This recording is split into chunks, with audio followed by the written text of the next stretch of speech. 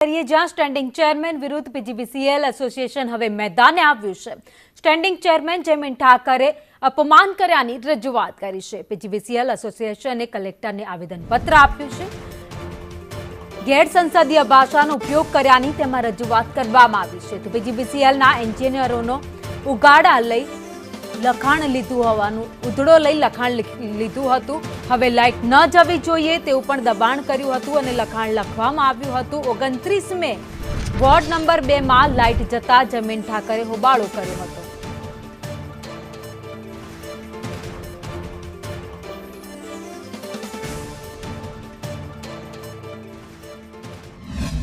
તમે જવાબ આપો ક્યાં છે એમ નહીં જવાબ આપો મને તમે દિવસે કેમ કામ કરી કરતા નથી પડતી દિવસે કામ કરી છે શું થાય છે પણ ઓવરલોડ તો લીધે આધુનિક ભારતની અંદર 4 દિવસ રાજકોટની અંદર લાઈટ ન હોય તમારા બાપુજીની પેટીએમ જો તમે બધા હે મારી વાત સાચી છે કોણ કેવો છે ઈ તો તમારા ઘરના કનેક્શન નું કાપવા આવી છો સમજી લેજો આપણે આ કોઈ દિવસે બાકી ના તો હું ક્યાં તમને એમ કહું તમારો ઈરાદો તમારો જે ઈરાદો નથી રહે છે કે તમને ઘરમાં પ્રજા પાસે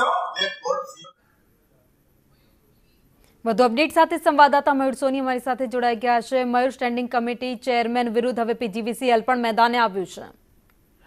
બિલકુલ ભાવિની, જે પ્રકારે લાઇટ જવાના મુદ્દે સ્ટેન્ડિંગ ચેરમેન દ્વારા આકરી ભાષાનો પ્રયોગ કરીને પીજીવીસીએલના ઇજનેરો અને અન્ય અધિકારીઓને દબાવવામાં આવ્યા હતા, ધમકાવવામાં આવ્યા હતા, ત્યારબાદ હવે ઇજનેરો છે એ મેદાનમાં આવ્યા છે।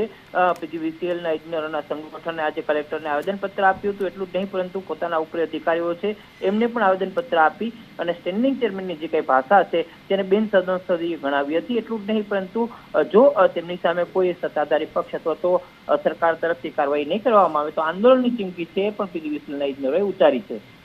આભાર માહિતી માટે।